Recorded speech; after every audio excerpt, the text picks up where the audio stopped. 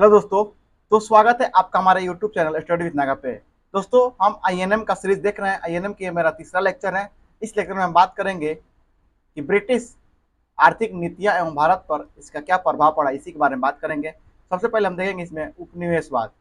उपनिवेशवाद जब एक राष्ट्र किसी दूसरे राष्ट्र का आर्थिक दोहन हेतु अधिग्रहण कर ले। जब एक राष्ट्र दूसरे राष्ट्र को उसके आर्थिक दोहन हेतु उसका अधिग्रहण कर ले तो क्या कहलाता है? उपनिवेशवाद कहलाता है। एक होता है साम्राज्यवाद। जब एक राज्य दूसरे राज्य को अपनी सीमा में सम्मिलित कर ले तो उसको साम्राज्यवाद कर। जब उसमें आर्थिक दोहन के लिए करे अधिग्रहण तो उसको बोलते हैं उपनिवेशवाद। और जो अपने सीमा में सम्मिलित कर दे उसको बोलते हैं साम्राज्यवाद। उपनिवेशवाद का संबंध मूलतः आर्थिक होता है, मतलब जो उपनिवेशवाद का संबंध होता है वो आर्थिक होता है, तथा साम्राज्यवाद का जो संबंध है वो राजनीतिक भी होता है, सामाजिक भी होता है, सांस्कृतिक भी होता है, और ये तीनों प्रभाव होते हैं। आगे हम बात करेंगे कि नौ उपनिवेशवाद क्या होता है। विकसित राष्ट्र अपने राष्ट्रीय हितों हेतु विकासशील देशों के आंतरिक मामलों में प्रत्यक्ष या अप्रत्यक्ष हस्तक्षेप करे, उसी उसी को बोलते हैं नौ उपनिवेशवाद। जब कोई विकसित राष्ट्र है वो अपने राष्ट्रीय हितों को विकासशील देशों के आंतरिक मामलों में प्रत्यक्ष और अप्रत्यक्ष रूप से हस्तक्षेप करके अपने राष्ट्रीय हित को पूरा करे। इसके कारक कौन कौन से? तो इसके पूंजीवादी कारण है, वैश्वीकरण के कारण है, सांस्कृतिक संघर्ष है। नेक्स्ट बात करेंगे भारत में उपनिवेशवाद। आर्थिक शोषण क्या हुआ?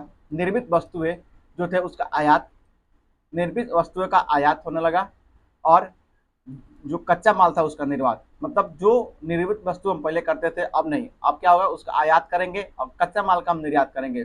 पारंपरिक उद्योग जो थे अवरुद्ध हो गए। जितने सारे पारंपरिक उद्योग थे, कॉटन से संबंधित और भी जितने छोटे मोटे उद्योग थे वो क्या हमारे अवरुद्ध हो गए। और जो हम पहले अपना सामान यहीं पर निर्मित करते थे अब नहीं, अब क्या करते हैं, कच्चा माल का निर्यात करते हैं और निर्मित वस्तुएं आयात करते हैं। विकास में क्या हो, इसमें रेल का विकास होगा, सड़क का विकास हुआ, प्रशासन का विकास हुआ। नेक्स्ट हम देखेंगे सांस्कृतिक और शिक्षा पर क्या इसका प्रभाव पड़ा। हस्तक्षेप एवं कानून बनाए गए, मतलब हस्तक्षेप किया गया और अलग अलग प्रकार के कानून बनाए गए थे। अंग्रेजी शिक्षा की लागू, मतलब अंग्रेजी शिक्षा को लागू किया गया, और ईसाई मिशनरियों का आगमन भारत में प्रवेश शुरू हो गया और ईसाई मिशनरियों के द्वारा भारत में अपना वर्चस्व बढ़ाया गया।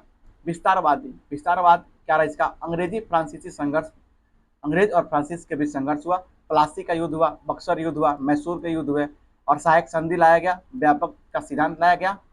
नेक्स्ट देखेंगे आप ब्रिटिश उपनिवेश के चरण क्या रहे।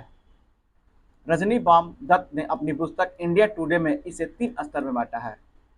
पहला स्तर है व्यापारिक पूंजीवाद का चरण 1757 से 1813, औद्योगिक पूंजीवाद का चरण 1813 से 1858, और वित्तीय पूंजीवाद का चरण 1858 से 1947।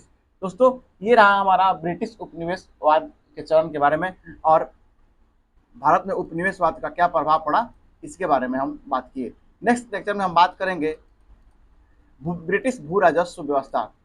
कौन कौन सी भू राजस्व व्यवस्था है, कैसे लागू थी, कहाँ कहाँ पर लागू थी, कौन लागू किया, इसको हम बात करेंगे नेक्स्ट वीडियो में। ये हमारा छोटा सा वीडियो समाप्त हुआ। मिलते हैं किसी नेक्स्ट वीडियो में, तब तक के लिए धन्यवाद।